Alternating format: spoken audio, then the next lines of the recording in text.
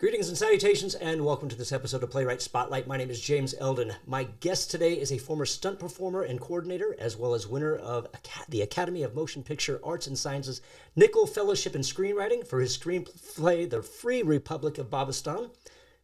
He has written over 70 plays, including A Gulag Mouse, the Ithica Ladies Read Media, Long Joan Silver, How Blue Is My Crocodile, and 2 collections of short plays, Guilty Moments and Thin Lines. His plays have been produced across the U.S., Canada, Europe, Asia, Australia, Africa, and South America.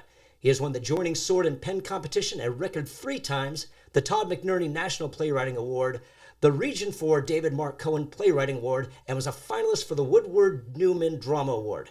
In 2016, 2017, and 2019, he was featured artist at the Last Frontier Theater Conference, and in 2019, he also was invited by the Houston Alleys Theater to participate in the inaugural Alley at Ucross Residency. He is a member of the WGA Caucus, the Alliance of Los Angeles Playwrights, and the Dramatists Guild. His recent play, The Lady Demands Satisfaction, is due to be published this month, February 2022. Ladies and gentlemen, please welcome my guest today, Arthur M. Jolly. Wow, well, that about wraps it up. I think we're done here. All right, well, why not? Well, I think that we should start out with probably the most important question that people are going to have for you, and that is, what does the M stand for? Oh, mind your own business. It actually stands for Morris, which was my grandfather's name on my mother's side. Morris Bishop, who was a poet, actually. I got teased about it mercilessly when I first came to the States because it was right when there was a commercial on about Morris the cat, and I had that so much as a child that now I try not to bring it up. But you had to start there. I couldn't resist, but look, you've got Morris Day in the Time. You've got that. That would have been better. Yeah, sure, of course, yeah. So, I want to ask you a question. So, you had success in screenwriting with Where We Disappear and Under the Same Sky. So why playwriting? Playwriting keeps me sane. There is more money in screenwriting, and I don't know, as far as success, I think I'm one of the numerous struggling screenwriters in this town. You go anywhere, and you'll run into someone sitting there in Starbucks desperately writing their next screenplay. So yeah, I've had some success, but the trouble is most of the things that I've written as a screenwriter, even the ones that have been optioned or the ones that have been paid to write, they don't go anywhere. They exist on my computer or on someone's shelf. They're not getting made into a movie. But almost everything that I've written as a playwright has been done at some point, and lots of them have been done over and over. So to be able to get that feedback, to be able to get that response and an audience reaction and theaters being interested in what I'm doing, that to me keeps me going and makes me say, my writing is worth pursuing. This is something that people appreciate, even if, the screenplays don't usually get made. So there's 2 questions I have based on that answer. The first part is, what is success to you? It's something unattainable, because if I ever got something that now I look at and say, well, that would be a success. If I actually got it, I would think, yeah, but that doesn't count because I made it. So if I've got that, well, that can't be success. I have to get the next thing. I could be sitting with an Oscar and a Tony and be like, yeah, but I don't have a Pulitzer yet, so I'm not a real playwright, or I'm not a real writer or something. So it's a constant psychological urge to get something that I haven't got yet. Is a Pulitzer, does that make you a real writer? Do you think, at what point are you a real writer? I had this discussion online recently. Someone was saying, when can you claim that you're a playwright? And I would say, you don't even have to have written something yet. Stand up right now on your chair and say, I am a playwright. And then you can sit down and start writing. I mean, claim it first. I don't think that there is, everyone's opinion of what makes them a playwright is going to be different. Is it getting produced? Is it getting published? Is it, what is it? is it an external award? I don't know, because there's always something more to get. I don't know. I think I will die unhappy no matter what happens. But that's one of the things that keeps me going, I guess. Based on your success as a playwright, when you had mentioned it, and getting a lot of stuff produced, is there one piece that all people always come back to that gets produced more than others? And that's not to say that any of the other ones are, but what's the one that everybody likes of yours that always keeps people clamoring? There's a short play that has been done, I think, more than any of the others, called The Four Senses of Love, and it's a 10-minute play, man and woman on the stage, no props, nothing else needed. It's just two actors, and it's a sort of sweet love story between a guy who has no sense of touch, no feeling, and a woman who has no sense of taste, that meet at a support group for the sensory deprived. And so it's a little quirky love story, and that one has been done more than any of the others. Are there different entities that you find are producing your work more than others, whether that be theater companies, colleges, high schools? Who seems to be reaching out more? It's kind of random. I'm sort of all over the board, but I'm also all over the place with my writing. I started out writing sort of these very heavy dramas, and then over the years I'm gradually writing lighter stuff and more funnier stuff. Some of that was having a kid, when your brain chemistry changes and you find yourself thinking differently. And if you're, a writer, you tend to think about how you're thinking, and so you notice those differences. And that has come out in my writing as well. So I've got these heavy dramas, I've got light farcical comedies, I've got a lot of sort of in-between things, plays that are dramas with funny moments or comedies with dramatic moments. And I also write plays for youth, for, TYA and children's plays. So I have random things getting done in random places. You said 2YA. Sorry, TYA, Theatre for Young Audiences. Okay. Or youth all right, audiences. Great. I wanted to make sure that I may have said 2YA. I don't know what I'm saying. No, I just wanted to make sure I heard right. Like, I'm not familiar with this, so I want to make sure that I asked just in case, especially genre-wise. So it seems like you've had some waves as far as subject matter goes and things like that. Where do you find your ideas? What inspires you? What makes you say this is the play I'm going to write, or this is the play I have to write? It's interesting. I just taught a workshop at a thespian conference in Pennsylvania for a bunch of high school kids about where you find your ideas and how to develop that sort of nebulous, I think I want to write about this, to actually having something concrete that you can sit down and say, this is the play that I'm going to write.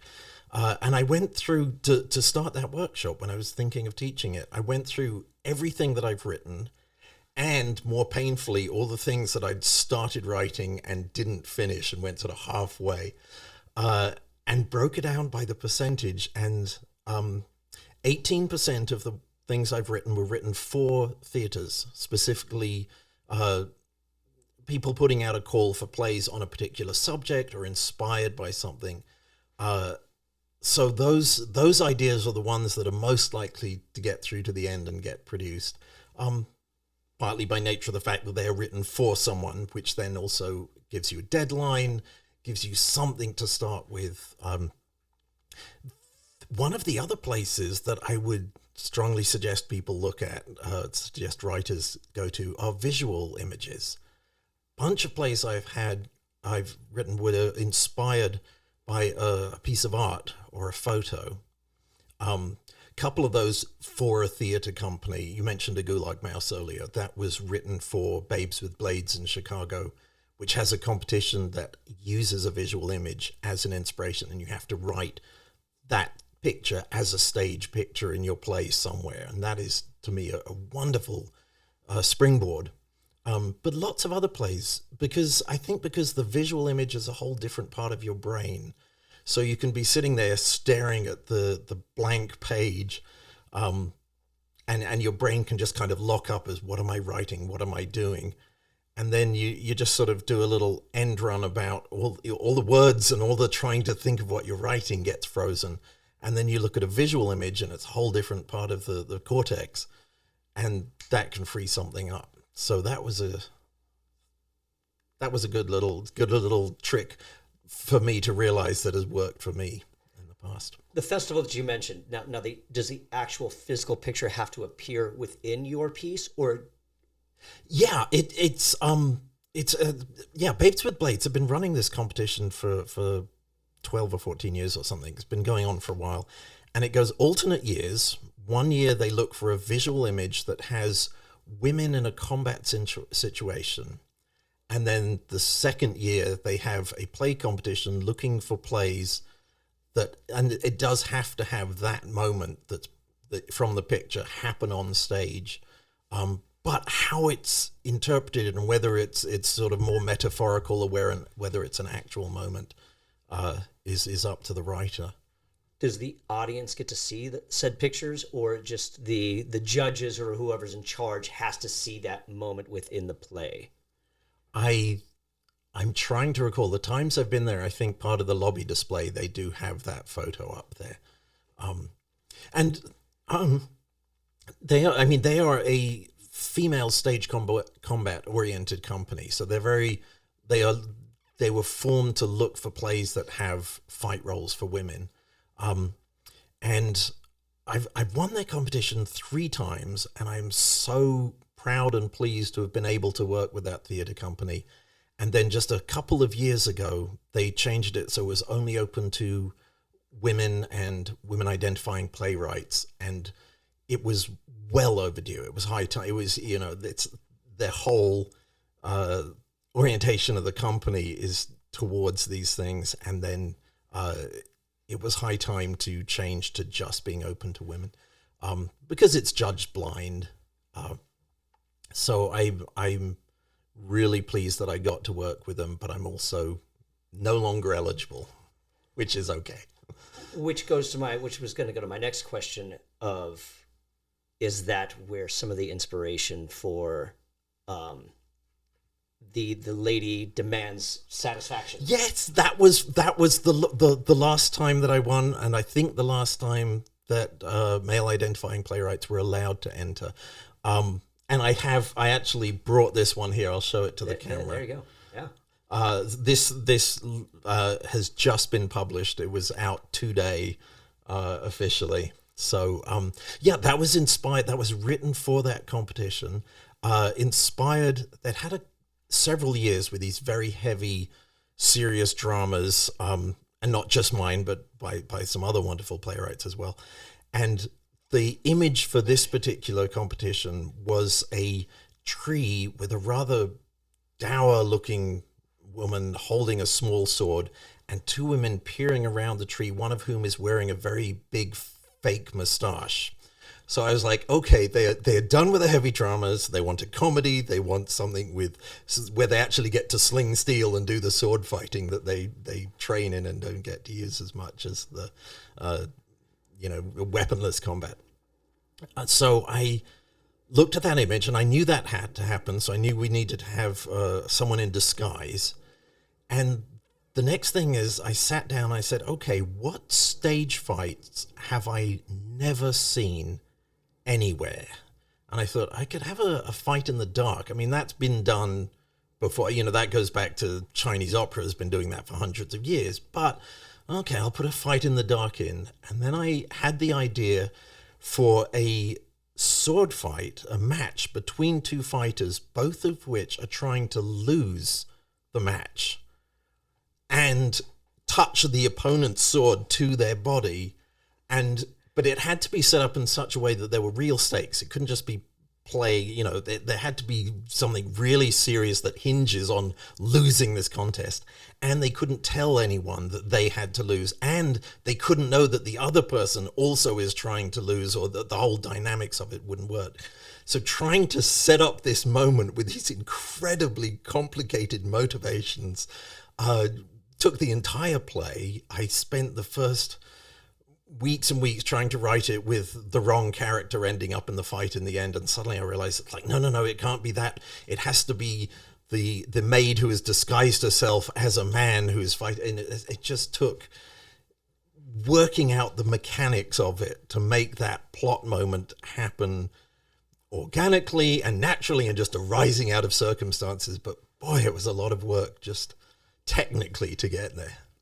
So based on that, did you write that scene first, or did you actually write linearly? I wrote that scene first. I think anytime if you've got something, I go back and forth. Sometimes if you've got something, you're like, no, I'm looking forward to writing to this. I'm going to use it to force me to get there. Well, that keeps you writing. But I also think if you're inspired, if you want to write something, write it. And then, if it doesn't fit in, you can always change it to make it work later on, as I did with this one, changing one of the characters to one of the other characters. But yeah, write the fun stuff, keep yourself going. Do you find that helps you out by starting in the middle and figuring out how to get there first? Or it's like, I've got my idea, I'm going to outline it and then go. I mean, is there one that you like better than the other, or do you not even use a linear or an outline? I sometimes have used outlines. Yet generally, I rarely start out with an outline. I will start writing. When I get stuck and it all falls apart, then I will go back and say, okay, what structurally needs to happen? Where is this not working? And that will generally free it up, and then I'll go back. But I like writing as an exploration. I'll go through drafts and drafts of something, because, on computers, you can always just save it. And if you've gone off on another track, you go back to the other previous version that you saved and left alone. So yeah, I like writing my way through to find out where I'm going. But I also find that if I know the ending, that play is more likely to get written, or that screenplay. The one that I won the Nicholl Fellowship for, which is about an oil rig worker left alone on an abandoned oil rig who declares it an independent country. I had this image in my mind. I was living in a houseboat in Marina del Rey, which was idyllic, and I was wanting to get away from sort of everyone and everything at that moment in my life. And I had this image of an oil rig platform in the middle of the ocean with all the machinery taken off it and grass planted on it and a little cottage sitting on this platform above the ocean with smoke coming out of the chimney and a grass-covered platform, just like your own private island. And it was such a lovely visual that I knew that was my ending. And then everything else was, okay, how do you get towards that? So yeah, that one, it's, if I know the ending, I can generally get to it. And this was not produced? No, I wins the Nicholl Fellowship, the most prestigious screenplay competition in the world, and it won. It got me. I'm not complaining. It got me enough money to keep writing for a while afterwards. I got an agent and a lawyer and meetings. I had my 15 minutes of being the hot writer in town and being able to get meetings with all sorts of people. And there was one day when my agents called me up and said, "Don't answer the phone. There are 2 studios interested in it. And if one makes an offer, the other one's going to come in and then they're going to try it out. And so no one can get hold of you until close of business. We don't want to give any hints or anything.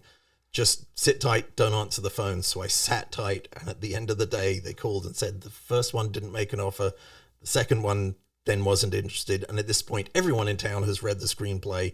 It's dead. What else have you got? So that's why you write plays. You can get them produced more than once.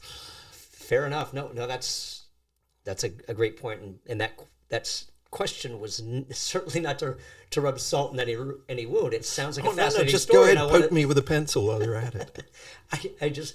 I want to see it now, and so I'm like, oh well, maybe it was. Well, it's now, this is 10 or 15 years ago, so I think it's been long enough. There's a whole new batch of executives out there, and maybe it will live again. Who knows? Fingers crossed. You talked about doing a youth workshop for high school writers. Are there any common mistakes that you find playwrights that are starting out always commit's not the right word. It seems so, I don't know, unlawful, for lack of a better word. Well, the basic thing that I end up going over and over in so many workshops, this comes up as and it's not just for high schools, but also I've gone to the Last Frontier Theatre Conference for years, and the basic thing that it's not even mine, I don't know whose this is, I've just been using it for years. The 5 basic elements of drama: character, relationship, objective, obstacles, and stakes. Yeah, I think all writers know, okay, yes, those elements need to be in there, but I still do this. I'll write a scene and it will be lying there like a dead fish, and I'm like, okay, why isn't anything going on? And then you just have a friend read it, or a group of people, and you say, okay, who's the main character? What is the relationship there? What do they want? What's stopping them? What are they going to lose if they don't get it? And if the people who've read it or have heard it don't know those answers, then whatever was in your head didn't get from your head to the page to the actor's mouth to their ears. Something in there isn't happening, or you have weak stakes, or you forgot to put them in. And you'd think after this long that I wouldn't be making those mistakes, but I still do over and over. I'll write a scene and it's like, well, those stakes are weak. There's nothing for them to lose if this scene, if they don't get what they want, so what? Life goes on. Or it's so kind of convoluted. Well, if they don't get what they want, maybe then the relationship won't be. It's like, yeah, no, have it immediate and in the moment. The example that I give in workshops, we've got time, I'll tell it. Oh, please do. Absolutely, yeah. The 5 basics: character, relationship, objective, obstacles, and stakes. A young mother standing on a street corner. So that gives you a character, and nothing more than that, just young mother. That implies a baby if she's young, a child. If she's young, then it's a baby. So you've got a relationship. And you don't need to go into backstory. You don't need to explain everything. It's a mother and child. They're going to have a strong relationship. Her objective is to cross the street. The obstacles, there's a car coming, so she can't cross the street. We've got 4 out of the 5, but you still don't have drama in that moment. So you just take the baby from the mother and you throw it on the other side of the street. And now you have someone trying to get to their baby who's on the other side of the street crying, and there's a car stopping them.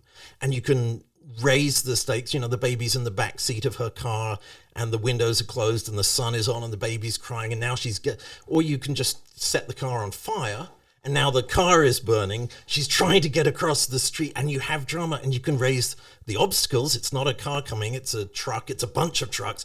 She's trying to get across an 8-lane freeway with cars and trucks blaring and screaming past to get to her baby in the back of the car that's on fire. Yeah. That's objective, obstacles, and stakes. Those things make that moment dramatic. And we miss them, or we put them weak, or when in doubt, set the car on fire. Fair enough. What makes, obviously we just talked about raising stakes. We know what the definition of that is. What makes a strong character a good character? Strong obstacles. The bigger the obstacles they're overcoming, and 2 types of obstacles, internal and external. So it's not just that she's trying to get across the street against these vehicles. She is terrified of traffic, or she's agoraphobic, something that internally she needs to overcome to deal with these external obstacles is always more interesting. If you are a fan of the Indiana Jones movies, the first one where they open the Well of Souls and he looks down and he says, "Snakes, why did it have to be snakes?" Well, because if you were scared of something else, it would have been something else. I mean, that's, Lawrence Kasdan knowing how to write. Yeah, whatever it is that the character is their greatest fear or their biggest psychological obstacle has to be reflected in the external things they overcome. Do you think every character needs to have a flaw? The interesting ones do, and why would we write about someone who isn't interesting? Yeah. What are some examples of flaws, just for those of the people that are listening that just kind of get the grasp of the term? Oh God! Yeah. I know. I put me on the spot. I know. Completely put me on the spot. Because now, of course, I'm thinking about the plays I've written, and I'm like, well, what were their flaws? Okay, Lady Demands Satisfaction. Very quickly, a 15-year-old girl. This is in the 1700s. A 15-year-old girl. Her father is killed in a duel, and because of the complications of the plot or complications of the setup, she has to fight a duel and win in order to save her inheritance, or she's going to lose her house. And the flaw that she has is she is naive, not stupid. She's bright, but she is so naive and unworldly and has been sheltered her whole life. So that is something that she has to overcome that she doesn't even know that she has. And by the end of it, she does, but it's a journey to get there. Do you think the rest of your characters in that play have flaws? Yeah, being a farcical comedy, they all have flaws, and they're all very obvious. They're all fairly, these are heightened characters in a heightened world. So, yeah, they've all got their issues. What's the aunt's flaw? Or the aunt. Oh, the aunt. She is absolutely domineering and completely dismissive of the servants as people. She doesn't get there's a critical servant that she has a lot of scenes with, and she doesn't get her name right for the entire play. Gets close at the end, but most of the time she calls her scrub a pot or push a broom or something like that. I'm trying to remember exactly what she calls her then. Close enough. Structure. Actually, we'll get to structure. Sure. One of my favorite lines from that play is right near the end where one of the other servants says she is Tilly posing as the Prussian Meister. She says, "Tilly? Who on earth is Tilly?" And this is after the whole play. Yeah. Structure. What about it? What is it? Oh my goodness. If you read Save the Cat, it's a nice blueprint that you can follow. It's a complete blueprint. You can follow for screenplays. How about for playwriting? I think for screenplays and for playwrights, you can define structure however you want to define it for your use in that particular moment. But I think whatever you want to define it as, it is just a way of carrying the audience with you through the story and keeping them on track, giving them a solid something to follow to say, no, this is how it's going. This is where we are. And just keeping people with you, taking them along with you on the story. How important is relationship?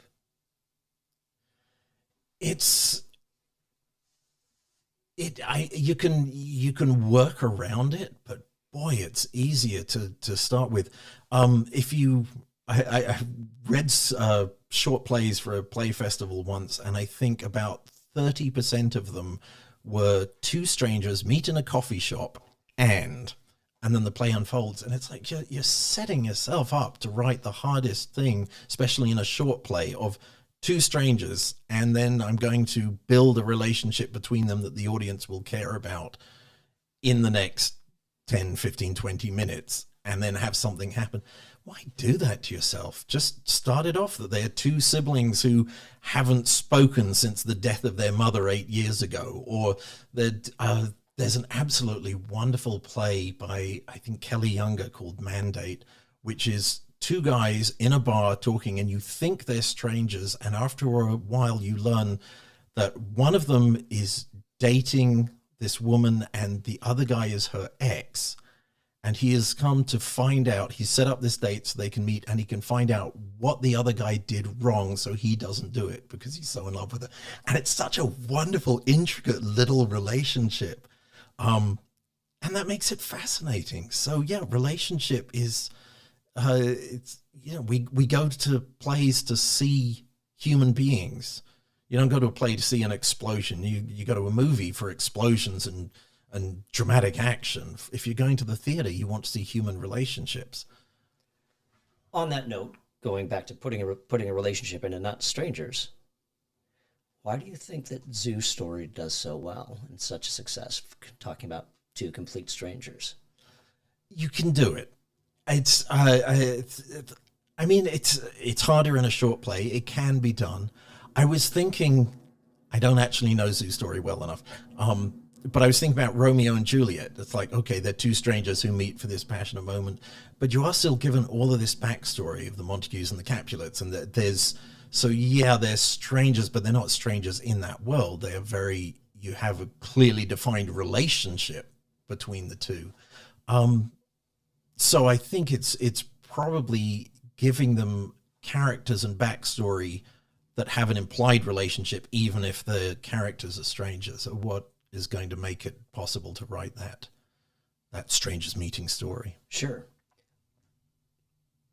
Piggybacking on Zoo's story, I think we can go to your experiences with Valdez and the Great Frontier. I love the Valdez Last Frontier Theatre Conference. I put off going there for a long while. For those people that don't know, it's a 1 week playwright-oriented theatre conference in Valdez, Alaska, which is a small fishing and oil town of about 5,000 people. And the way it's set up, it's a week-long program. There are various classes, but it's mostly a stage reading. You get one rehearsal and one reading of your play by actors, and then feedback from 3 panelists and from the audience. And because the audience is in almost entirely other playwrights, it's really good feedback. And I put off doing it for years and years because I'm like, I'm not going to travel to Alaska for a play reading. I can have a play reading here. I can, that seems ridiculous. And then it turns out that the guy that runs it, Dawson Moore, was a friend of my wife's. They'd worked on theater. They had worked in theater together when we lived in San Francisco area ages ago. And so I thought, well, okay, I'll go once. And I went, and it was just magical. It's absolutely the most beautiful scenery anywhere. It's these high mountains that drop down to this little tiny strip of land with this little tiny town on it. And while the population doesn't double when the playwrights arrive, pretty much you're all going to the same places. So everywhere that you go, there are people wearing their little badges from this conference. And it's just an entire week of talking about theater and plays and playwriting in this place that doesn't feel like anywhere else in the world. You'll see people mowing their lawns at 2 a.m. because it's still light out. And you get on this weird schedule of sort of 20-hour days, and everything feels a little weird and dreamlike after about the second or third day of sleep deprivation, but also total immersion in theater. So I did that 1 year, and I said, okay, this is now something that is happening in my life. I will be doing the Valdez Theatre Conference, and then everything else will get organized around that. So I went back 5 or 6 years in a row, and then I was asked to be there as a moderator, to be as a guest artist and teach a workshop and give feedback on people's plays. And so I've been doing that pretty much ever since. There was one year when they're like, Arthur, I think you've done this enough. We need to, we're trying to keep things open. So I was like, well, can I submit a play and come as a playwright? They're like, yeah, okay. So I did that. And if that hadn't been legit, I still would have gone anyway, just for the fun of it. So the panelists are fairly well qualified commentators. They are. And also, one of the wonderful things is they're not all playwrights. Some of them are scenic designers. So you have different people. They're all experienced theater professionals, but you're getting different points of view and different feedback from different people. And it is, and it's also, Dawson is really good at keeping everyone geared to not rewriting your play. No one's going there and saying, well, you should do this. It's very much structured towards helping you find what your play should be and knowing what's working and what isn't working, but without being prescriptive. So I really like it. Explain that a little bit more, because I'm not quite sure. It's like, you're not here to rewrite, but here are some things that can improve, or how does that? It's, yeah. Is that essentially rewriting? Well, yes and no. I mean, no, because if someone says, you should have your main character do this or be that, that is very prescriptive, and saying, well, why don't you have them confront their aunt in the opening scene? That's someone trying to write your play for you. But saying, understood, the main character isn't proactive, or there are places to explore more for your character to do. Understood. Okay, that makes more sense to me, rather than okay. You're not there to give fixes. Yeah. Here I'm suggesting a potential problem. Or even just not even so much problems, but opportunities to go deeper or to go further and say, you could look at this avenue as a way to explore more, if that's something you're interested in doing with your script. And sometimes, you can get on the borderline of like, how prescriptive are you willing to be? But there's always that hierarchy of needs, where the greatest one is the urge to rewrite someone else's script. But the way it is run, it is pretty good at keeping the feedback positive and helpful without trying to rewrite anyone's play for them. Is there any level of playwright you don't think would benefit? No. And one of the other lovely things is there are a lot of actors that go there as well, just to be part of it and to read plays. So it's not all little incestuous all playwright stuff. You actually have a lot of theater people of a lot of kinds there. No, I think it's as I say, I go there every year. I just love it.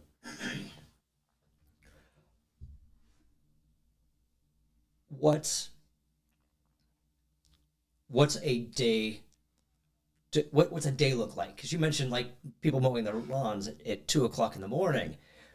I mean, don't you guys have a structure? Isn't there a structured day, or is it just and it's changed? 24-hour theater festival for 7 days. It's changed over the years. Recently, they've with COVID, they've changed it, and now some of it's online and some of it's so. But a couple of years ago, it was pretty much, I think, 8 in the morning. You'd have some rehearsals, or there was like a warm up led by a yoga instructor. And at 9 a.m., play reading started, and that would go through until, I think, 5. And then there's a break for dinner, with a break for lunch in the middle. Then there's a break for dinner, and then you come back for an evening show, and then people go to a fringe thing in late evening, which started about 10 p.m. and was more play readings, but sort of, kind of the fringe stuff that wouldn't be in the official conference, but it was usually very funny and sometimes risque. And then you find yourself hanging out in the bar talking to other playwrights until 1 or 2 in the morning, and then you get up the next day and do it again. Do you have to choose Like it's like, oh, there's a workshop here, but then there's this play. It's like, Yeah, oh, that was this last year. I think there were only 2 simultaneously because of social distancing. But in previous years, there were always 3 plays being read in each time slot, and that was agonizing, especially when it's like, you've got 2 friends, and you're like, well, one of you, I'm just gonna have to read it on the New Play Exchange or something later because I can't be in 2 places or 3 at once. So yeah, that was it's now only 2, which is a little easier. And the other wonderful thing is they're putting them online. So if you miss someone's play reading, you can then watch the broadcast of it in the next few days afterwards. Okay.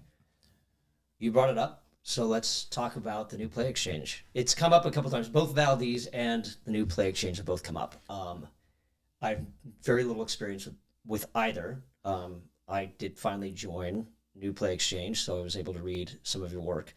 So talk about the benefits of the New Play Exchange. I think the benefits are incalculable. It's a database of everything that playwrights are writing right now in this country and in some other countries. It's access to, what are they up to, 37,000 scripts or something now? I forget. It's thousands and thousands of scripts, and it's $10 or $12 a year. It's not, I mean, it's what you'd spend on getting one script from a publisher to read, and you get access to everything that's going on, and you can put your own work up there, and you can read other people's works and leave positive comments about theirs, and other people can read yours and leave positive comments about your work, which can be incredibly helpful. Both being able to tell someone, if you're talking to an artistic director or producer, and they're like, oh, I'd love to read some of your stuff, you could say, well, you can go to this website and you can read, as you did, read someone's actual work. And it's not just out there being sent around, someone's coming to a place where it's protected, and that you have your latest draft, and that you control what's up there. If you want an excerpt of a published piece or something, you can do that. And there are theater companies that are using it more and more to find work. I've had a couple of productions out of it. That's not the main reason I'm there, but it's very nice. And I know a lot of theater people that are just, if they're looking for something for their season that fits a particular cast that they have, or that is going to fill in a gap that they want in, like they're looking for a specific comedy or a specific something of this length of that cast or whatever, they can just search by keyword and have come across a lot of things that they might never read if they were just sending out a call for scripts. So there's filter options to where if you're looking however specific you want to be. Yeah. You can search by keywords or search by cast breakdown or whatever. I noticed that for a couple of your plays, it says partial, and there wasn't even a download or reading option. For the work I have that's published, I will only put on an excerpt of the piece, and I use the same excerpt that the publishers have on their website, just because I figure that's fair to the publishers. Got it. Okay. And you mentioned only positive feedback. Yeah, which is I think a helpful thing for everyone. That part of the rules of the New Play Exchange are that you can leave if you read someone's play, you can leave a positive review of it, but you can't leave a negative review, which means if you read it and you don't like it, just shut up and go read something else. But I think is right, because so much on the internet, it just devolves to the lowest common denominator, and you're going to have people slagging off some play, not even anything about the play, but just about the kind of people that or the kinds of things people say on the internet. So that's a way of avoiding that. I guess the reason why I was asking, is it a place for complete finished works, or is it also a place for works in progress? That's interesting. That was there was an online discussion about that a little while ago. I think originally everyone was sort of treating it like, no, this is almost like being published. I'm putting this work out and it's got to be, the best finished final thing. And then as it has evolved and people are using it more and more, I think people are putting up new drafts or new works. I know I just started doing that recently. My latest play, I put it up as a very rough draft, and I just said in the description, this is a first draft, and if you got feedback, I'd love to hear it.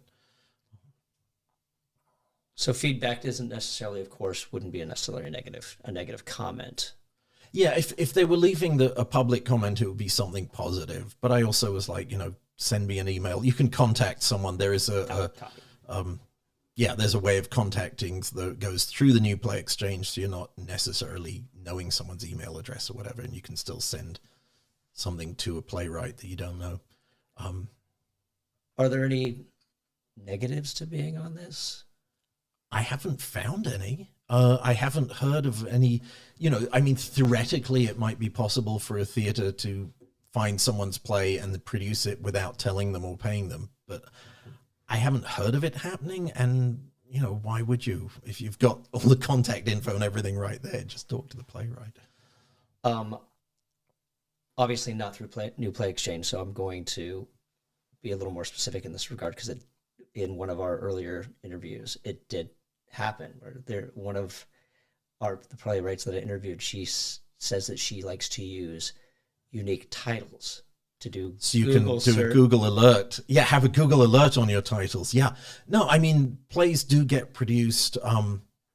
I've had it happen a couple of times, and it's generally not, an established theater. It's usually a class that didn't know that they need to have playwright's permission or get the rights to do something. Even when I was in high school, it's the first thing that you read. This cannot be produced without continue, please. Yeah, no, and the number of theater teachers that don't know, and they will be teaching something. You're like, okay, no, you have to have permission to do this.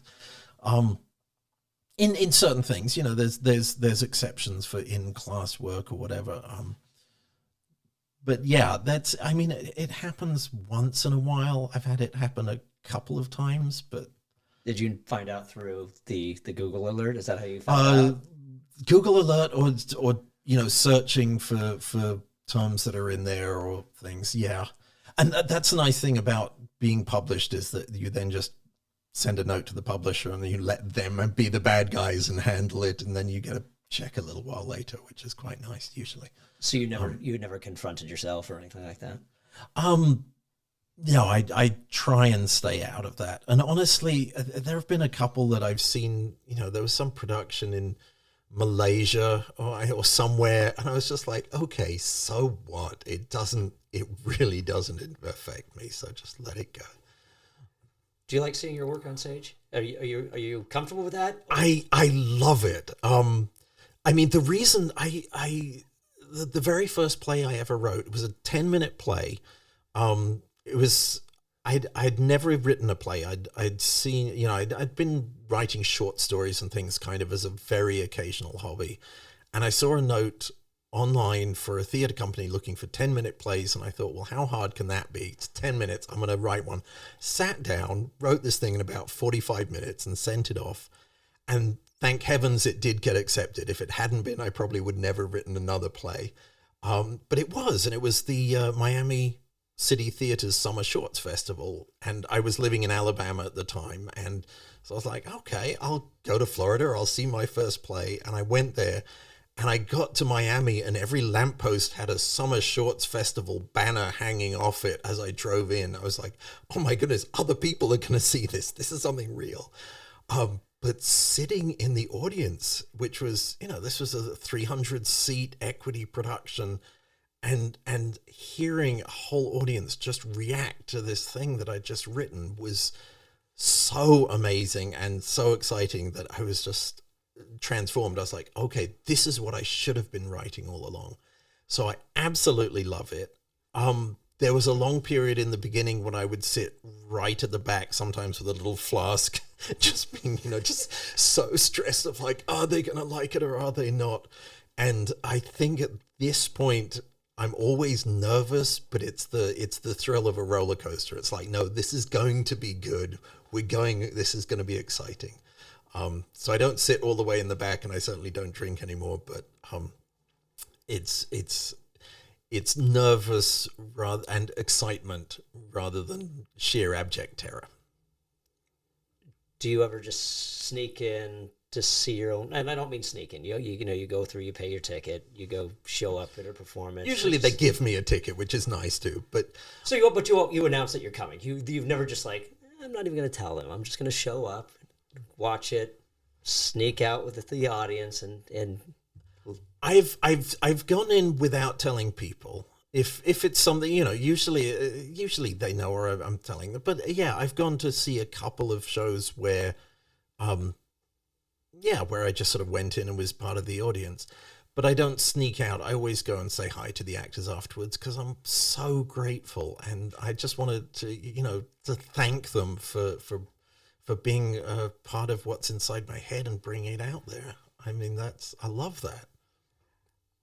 Is there anything that you've ever seen of yours that just missed the mark? Yeah, but who knows? They might be watching this podcast or listening to it. You don't have to give names. Yeah,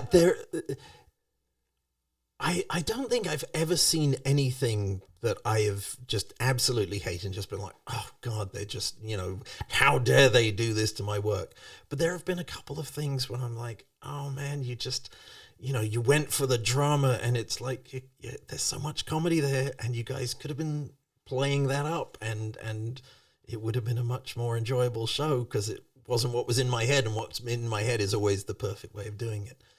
But then that's countered with every now and then you see a production where someone has taken what was in your head and saying, oh, but did you think of doing it like this? And then they elevate it, and you're like, oh my God, that's amazing.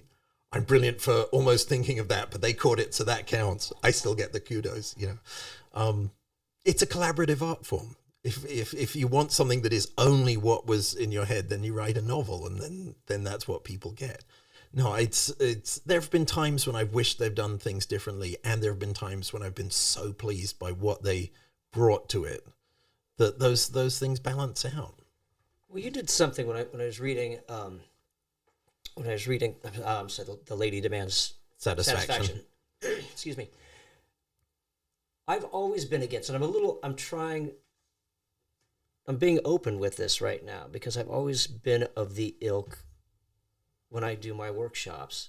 I don't want maybes or possibilities in stage right. I want what you intend. I want precision. But I noticed in a couple of these that there were a couple moments where I'm like, wow. I'm like, all right, maybe I'm off. Maybe I'm completely wrong because it goes along with the blueprint. And you even talked about it, and I don't know if it's in the printed version. I saw it on the online version. You mentioned in one production they did this. So yeah, I've already had caught a little flack from some directors who read it like, well, why don't you? I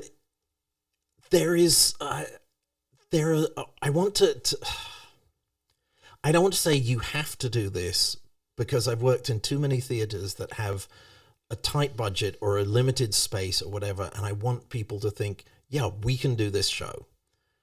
But if you happen to have a fly system, why don't you add in this little thing that only works if you have a complete fly system?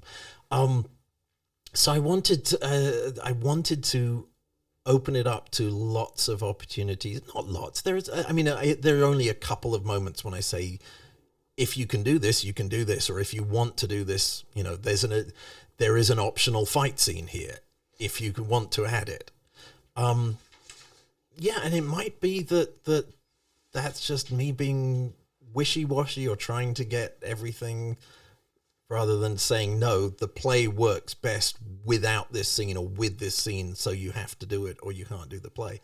I know it's probably going to annoy a bunch of people, but I tried it. Well, I'm certainly, that's what I'm saying. I'm like, maybe I'm the one who's off in that. Maybe that I'm being too strict in writing, or maybe it's just I've been misinformed or taught. Okay, I'm going to jump back to A Gulag Mouse, which lays out the set in the beginning and says there are these 4 bunks. It takes place in a Siberian gulag, in a women's prison, post-World War II, and it says there are 4 bunks, 2 up, 2 down here. There is another cot near the stove. And all of that is important because who's in which bunk, who gets to be nearer the stove, which is warmer, is life or death. And in that play, that matters. And it's important. And if someone was like, well, we don't want to build some bunks, so we're going to try, I would be like, well, then you're not doing the play that I wrote. This is why it says these things here. With The Lady Demands Satisfaction, it's a farce and it's comedy and it needs to be quick and it needs to be funny. And, you know, if you make a quick transition with a fly system, then let's do that. But there is enough flexibility with it because it has to be a quick comedy farce that I am more flexible with what people do with that. And so I wrote that into the script. Okay, all right. So that I completely agree with. I can kind of understand that. So here's an example that I wrote down. And again, I'm not trying to challenge you. I'm trying to... That's right. We'll arm wrestle over it later. Be a little more open to it. So at one moment, and I think it's when... I don't think it's maybe Lord Abernathy is the one who comes in, and in the stage direction, she said he might attempt to kiss her hand, which she avoids.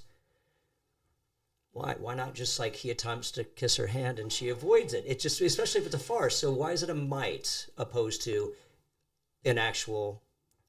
Well, one of the reasons is because I'm married to a very good director who would scream at me for directing on the page. I mean, yeah, it's not part of the story that he tries to kiss her hand and she avoids. It's a character note. It's useful for the actors to sort of know that. If it works for them in that scene, then that's great. But I don't want to be so prescriptive to say this has to happen because it's not part of the story. It's not part of the plot. It's not a thing that affects the story. It's just a small character note to help the actors that might work and be funny if it works and is funny. I kind of want to push back on this, and there's a reason why. It's because Daniel Guyton, when he came in, and we were talking about one of his plays that he went and saw, and when he approached the director, the cast, he's like, "Hey, what happened to the stabbing?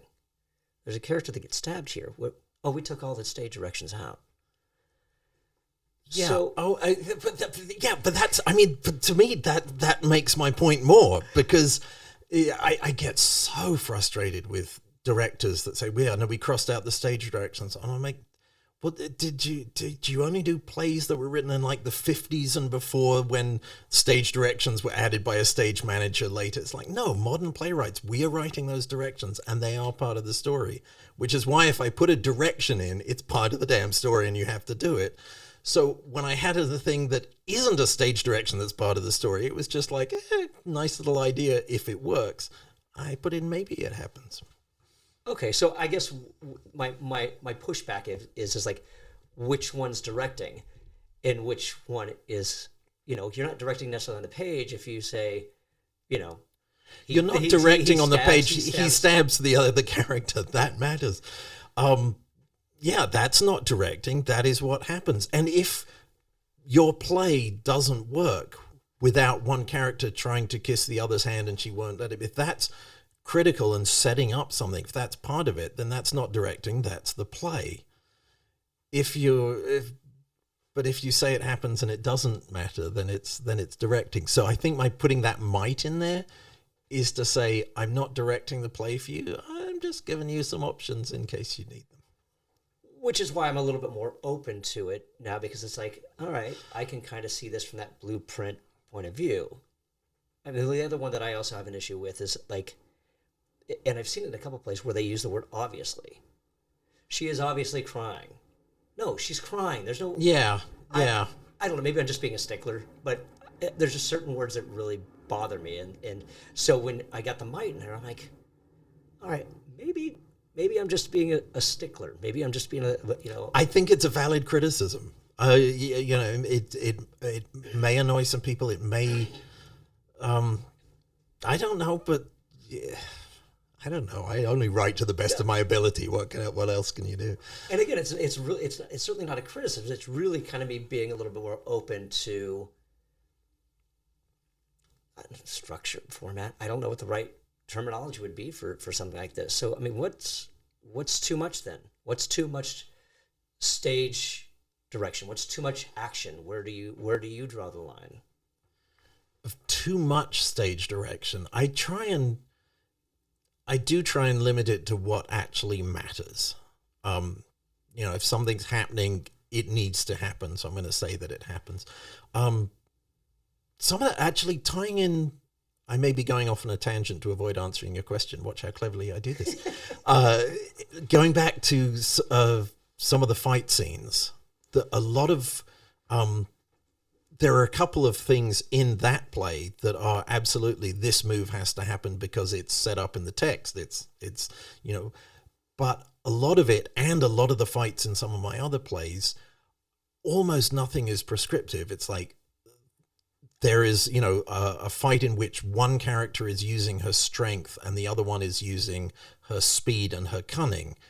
And as they tire, the balance of power shifts. That kind of description. So I'm not saying she throws a right cross and the other one parries and ducks and hits back, because that is painful directing on the page. So I'm leaving the opportunity for different actors of different training and ability and different choreographers to come in and bring their experience and their artistry to the scene, to the situation. But I still want to lay it out in a way that has a flow that follows what's going on in the story.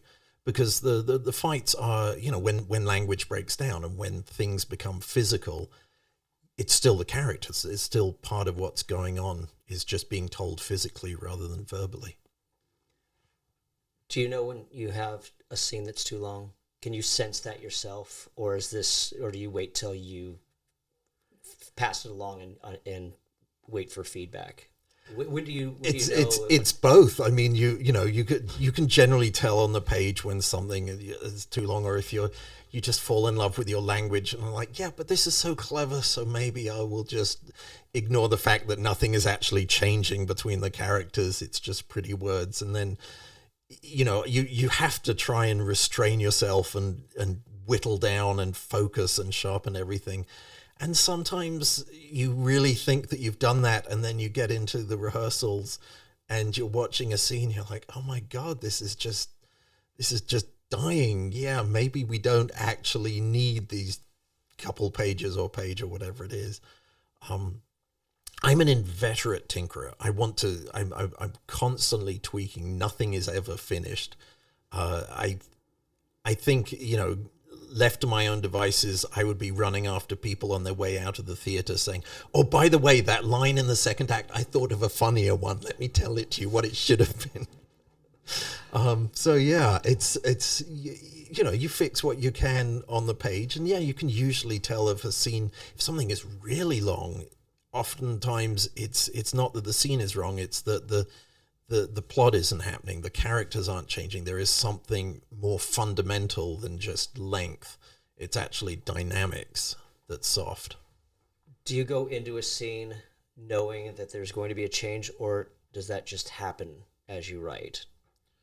Usually it happens as you write, because otherwise why are you even writing the scene? But in the way that I said, I often don't structure. Sometimes I will write my way to find what's going on. I had a writing teacher, God, this was decades ago, who said a lot of it is putting up scaffolding. You put up scaffolding and then you build the wall. And then when the wall is built, you have to go back and take away all that scaffolding. So the first few pages of a story, or the first few pages of a scene that you're writing, or a play that you start, a lot of the time you're just trying to figure out, okay, what's going on? Who are these characters? Where are they? What's happening? And you write your way there. But then once you're done with that scene, you've got to go back and cut out those first few pages before you actually get into it. At least I do. You mentioned a writing teacher. So what is the best piece of advice in playwriting that you've ever been given? Oh my goodness. I don't know in playwriting, but I'm going to jump back to high school. I was incredibly lucky. I had Frank McCourt as my writing teacher in the last couple of years of high school. He went on to write Angela's Ashes and win a Pulitzer Prize. But when I knew him, he was just a high school creative writing teacher that all the kids loved.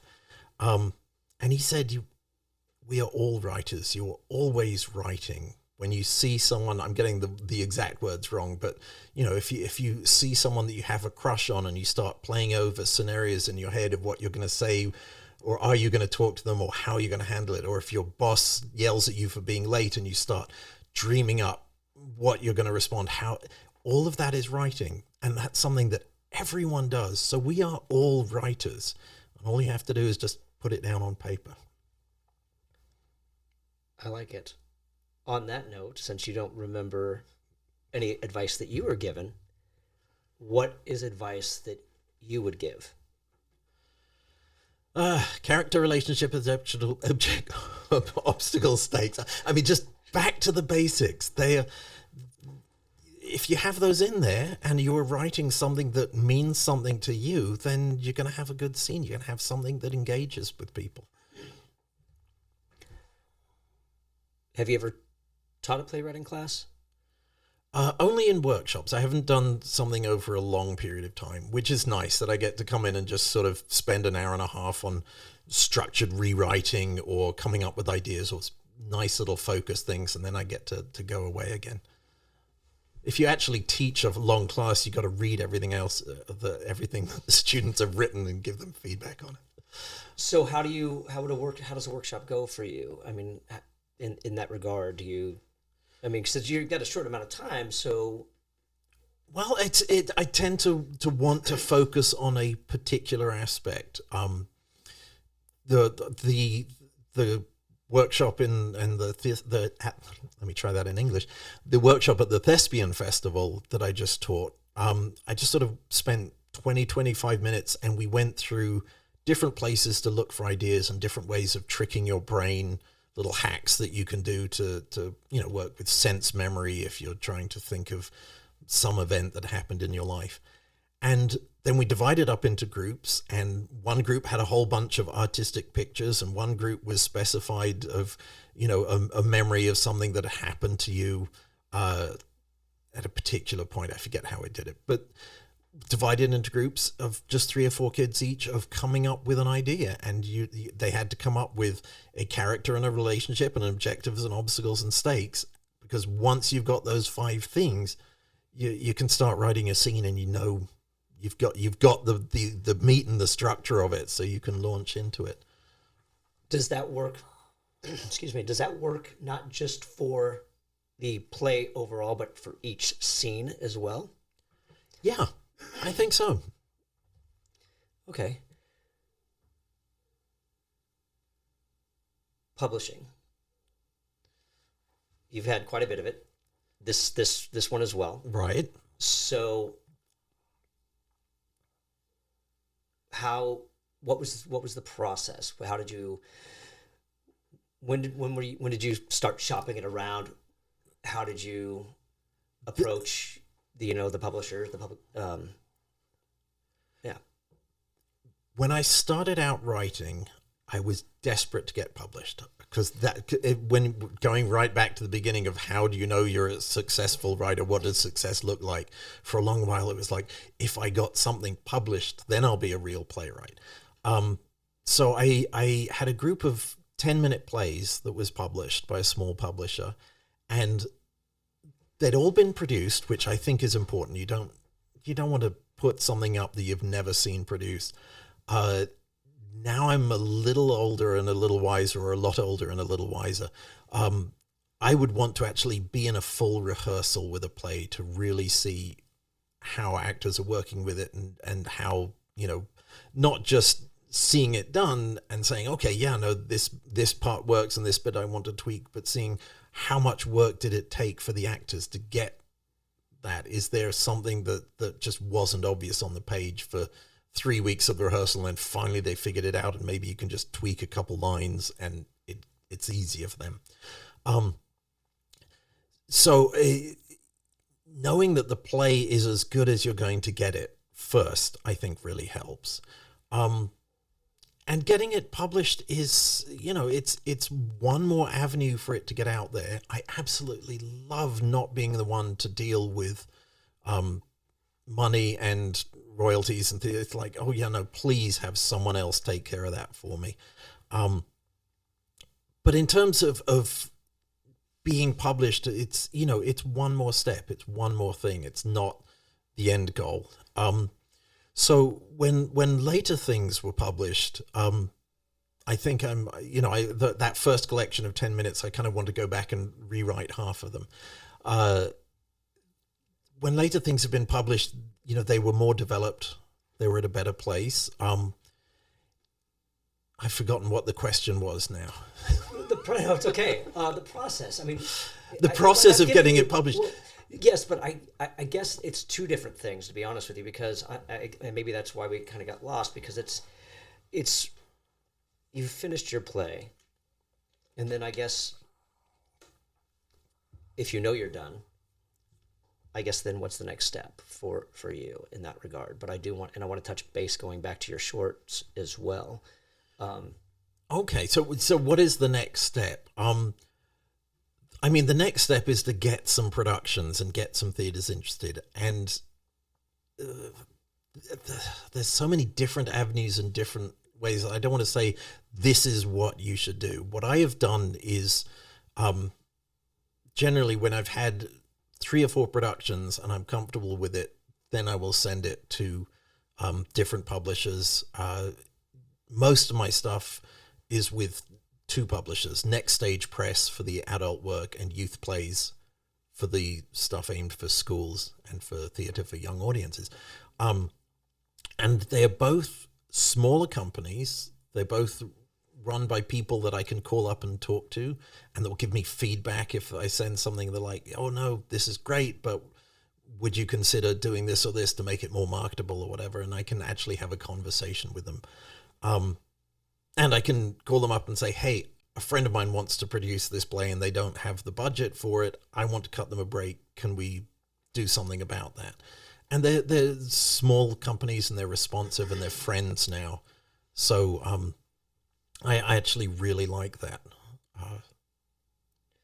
You mentioned wishing with some pieces or up to a certain point that you wish you would have watched a rehearsal. So is that what you do now? Do you wait until and then go to sit in, or do you workshop it on your own and get some friends together and listen to it, or do you do a stage reading? Yes, and yes. It's now, if I have the option, I want to do all of those. So I will always have even before a table read, if you write with Final Draft, there's a feature in it, a tool that you can have all of the parts read out using different voices. And yeah, they're all computer voices and they're all kind of monotone, but you can actually now download enough of interesting voices to hear differences. And that can be really helpful for catching typos and lines that are just awkward when you say them out loud, but seem great on the page. So that's the first step. Then there is a table read where you get a bunch of friends and you feed them well and they read your play for you. And that is hugely helpful. And then, if you can get a reading in front of an audience and get feedback from people who aren't your friends and who you have no connection with and are just hearing it cold, that is the next step. And then having it produced somewhere. Given the choice, I would love to be in every rehearsal for everything that's ever done and be part of that. I mean, I even if I'm not talking to the actors, just being in the room, I love that process. Most of my stuff gets done all over the place. I can't travel around. I'm lucky if I can travel and even see a production.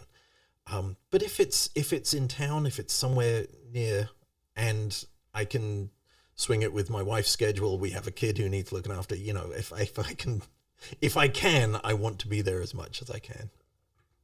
How many times a year is your work being produced? The last couple, last year with COVID, or was it the year before, whatever, I had 8 productions lined up that cancelled one after another. Full length or one act, just out of curiosity? Those were a mixture. I think most of those were full length. It depends. It's like 20 or 30 productions in a year is a good year, but a lot of those are 10-minute pieces being done somewhere that I can't get to. And go ahead. Yeah, and if I have 2 or 3 full lengths done in a year, I'm pleased. That's a good year for me. And is that all stuff you've already written? Are those all past pieces and they're just finding them?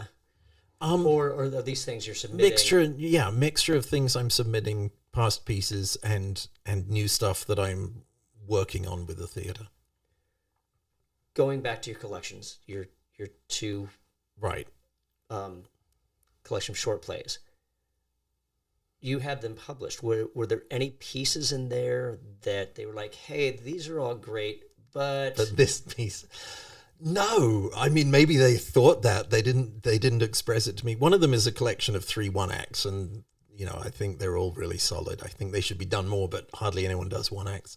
The first one was 10-minute pieces, and it was it was sort of everything that I'd written up to that moment, or just about. And they weren't particularly thematically linked, and it wasn't like an evening of 10-minute plays that could be done really well. So it was just sort of random 10-minute plays, some of which I still think are very strong, and some of which I'm like, I want to go in and just change that ending. I kind of didn't realize what was going on at the time. But, that's part of writing, is that you hopefully grow as you do it. Could you do a second edition of that particular book and say, hey, look, or here's an alternative ending? As far as I know, not a single one of those plays has ever been produced. So I think the publisher is probably like, let's just let it sit there collecting dust. We don't need to I know they say there's no horse so dead you can't kick it, but let's just let that one lie. Yeah. Do you have a favorite playwright? Is there somebody who inspires you? Is there somebody that's like that you... Oh man, there isn't one. There are aspects of dozens of different playwrights, and there are things that I really admire that one person does, or something, or there's just a play that I love, but there isn't one playwright that I just think, yes, that is who I would want to be. This is a period piece. The lady demands satisfaction. So how did you approach that as far as the dialogue, the historical accuracy? Yeah. That went out the window. It is a broad farce with heightened characters, so I could have fun with it and occasionally put in. There were a couple of just out and out anachronisms in the beginning, and then as it went on to later drafts, I was like, no, I can imply it without making it obvious. The language is just, I don't know, I just had fun writing it. I did do some research into phrases or words. There's at one point she says that they'll kick you into the gutter like an old mumble crust. And a mumble crust is it was an acting role. It was like in the English version of Commedia dell'arte, there is a stock character of an old beggar without teeth who is known as a mumble crust. And I was like, that's going in there. I don't care if no one else in the world knows what it is. I'm putting it in. It's a great word as it is, that you don't even need a definition. Yeah. I mean, you wrote some gibberish too. Like, you have one character. There is one character there is a Prussian Meister, and there is a maid who disguises herself as the Prussian Meister and who doesn't speak English. So she is speaking absolute gibberish, and then he turns up thinking that he is there to marry this young woman, and hilarity ensues, hopefully. So yeah, there is absolute gibberish of her pretending to be Prussian, and then there is genuine German language translated with someone that knew enough to be able to not just write technically correct German, but actually slightly archaic word forms in the same way that the English is slightly archaic, but still modern and understandable, but, you know, just has a little bit of that feel of antique language. This is a play and you have one character that speaks German. Later on, you have another character that kind of, not insinuates, but kind of translates a little bit, but there's a good amount, and you give the English translation below so the character, your actors know. So the actors can do it. Yeah, when it was done here at Luft Ensemble in Los Angeles, Brie Pavey played that role, and she does not speak German. She just memorized the entire thing phonetically, which is very impressive. That it is. So yeah, the English translation is just for the actors. Most of the jokes, the ones I've seen, most of the jokes the audience gets. It's you can, even if you don't, the point is that you don't get the language. Right, and I understand that again, you gave the English translation to get the inflection for it to aid the actors. How did the audience fare? Like, you know, usually if you're watching Netflix or anything like that, you've got it gives you subtitles. There are no subtitles in theater. I mean, I guess you could. You essentially could. Yeah, so if you've got the budget for the super projection, yeah, go for it.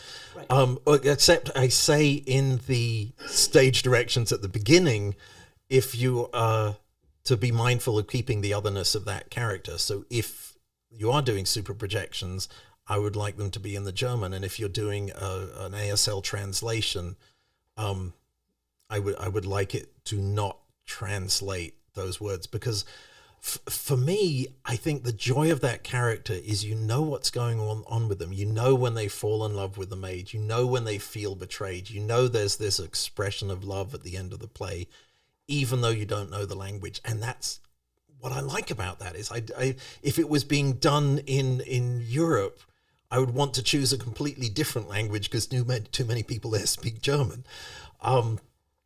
So yeah, there have been a couple of people that didn't like that. They were like, at the ending, there's this whole denouement when she's explaining things in German, and I don't know what she said. Oh, I just gave away the plot twist. The character all along is a woman in disguise. I don't think anybody would have caught it. I didn't even catch it. I've read it. My goodness. Yeah, okay. So yeah, there's the Prussian Meister is in fact yet another woman in disguise all along. But it's, which is also kind of ties into that. I want you to not, it's meant to be this character that you don't know what they are saying. And that's very deliberate, for better or worse. Okay, on that note then, since we've kind of given that away, or if we choose to, we can edit it out. But now I have a question for you. Okay. Because you've got a female actor portraying a man who later reveals that she's a woman. So how do you deal with the vocal aspect of that without the audience? I mean, does the audience already know? Because, you've got a woman who's coming in and deepening her voice and maybe trying to sound like a man? Or is it, how does that work in production? I think it works because there is, in the same play, there is, and before you meet her, there is this maid who has disguised herself as a man, and she's done it with the most ridiculous false moustache. And she is a woman dressed as, and it's really obvious, and it's a joke, and people are following that as a joke. And then a character comes in who is not this over the top, but is just playing a role. And I think very quickly the audience is just like, oh, okay, that's the character. So it has, in the productions that I've seen, it has worked that it has been a surprise at the end. Because there was an assumption made at the beginning of, this is what a woman disguised as a man looks like in this world we're presenting. It is comedic. It is something you are aware of. So that has worked the way it was meant to work in the productions that I've seen. Right. Okay, so it's a little suspension of disbelief or something to that extent. Yeah. What are you working on now? What's next? Oh, I'm so excited. I have this play that it's called Mrs. Dilber's Fabulous Bed Curtains, and it is a version of A Christmas Carol without Scrooge in it. I've seen way too many productions of this play about the old rich guy who has the transformation. It's like, okay, yeah, it's a wonderful play. I've seen it on Broadway with Patrick Stewart, and he was fantastic. But okay, can we move on? So I wrote a Christmas Carol, except it's about the housekeepers, Mrs. Dilber, who in the original story is you only see in one little scene where she has taken his shirt and the bedclothes off the dead corpse of Scrooge and sells them. And I gave her own story where she meets the three ghosts and goes on her own sort of adventure with them adjacent to the original. But it talks a lot about inequality. It talks about child labor, which, was part of their world back when the original story happened, and is still part of our world, and the inequality is still there now. So, it's on one level a farcical, ridiculous Christmas Carol with twisted characters, and I think says something as well, which is what I like, to sneak that in underneath. There's bloody revolution by the end of it. But are these things that will happen, or are they only images of what may be? Has it been produced yet? No. It's I had a table read at Loft Ensemble, who produced Lady Demand Satisfaction, and another one of mine, Joan Silver, which is a female-centric version of Treasure Island. So I had a table read with them, and they loved it. So my hopes are high that may be on their slate for next Christmas. But I don't think I can say anything officially yet. They haven't decided officially. Fair enough. Is this your go-to? Is this a group that a lot of first works go through with you now? Are you? It wasn't. It was just a theater company here in town with some wonderful, wonderful people in it, and then I got sort of more and more involved. I mentioned my wife is a director. She was asked to join the theater company just a couple months ago. And is now their literary manager. Yeah, I am now maybe not in the company, but I'm definitely adjacent to it. And I love the work that they do. They're a young, hungry theater company. They've got no money, but they do this because they love it. And that is worth more than money in most cases. Do you recommend that as a pathway for to be part of a theater company, or to find one who's like, that you can like? Yes. Oh my goodness, yes. One of the best things for developing as a writer for me that happened to me is when we first moved to LA, I joined a theater company that unfortunately no longer exists. But at the time, they had a writer's program that would create new short works every month, and you'd write a 10-minute piece at the beginning of the month, and then the second week it would be read by some actors from the company, and the third week it'd be rehearsed, and at the end of the fourth week they put it up in their space. And it was just, like a Tuesday night. It was a dark night, and there was an evening of short 10-minute pieces. But every single month you'd write something, you'd see it rehearsed, and you'd see it performed, and you get the audience feedback. The actors had this constant churning over, this constant new work to work with and dig their teeth into. And every single month, something that they could invite an agent to or a casting director to.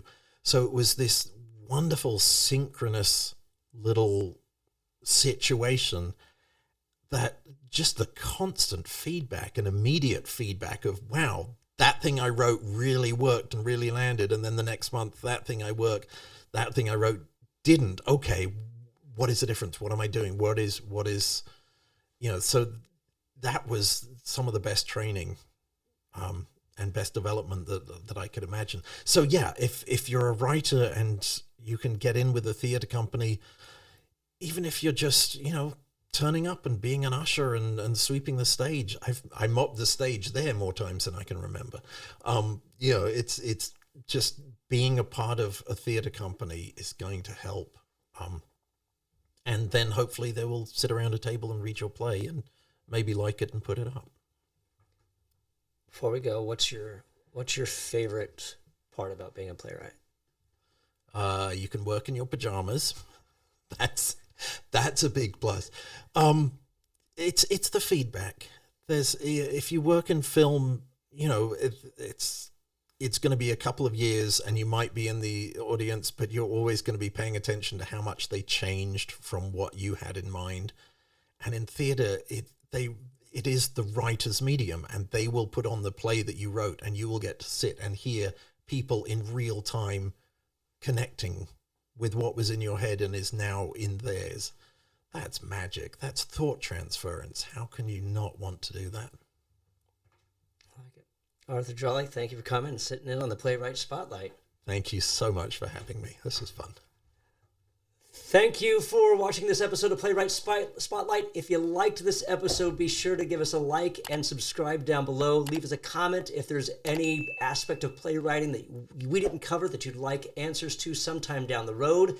If you're listening to this on your favorite podcaster, please make sure to leave a comment, a 5-star review, and also subscribe there. And until next time, and until we meet again, keep writing.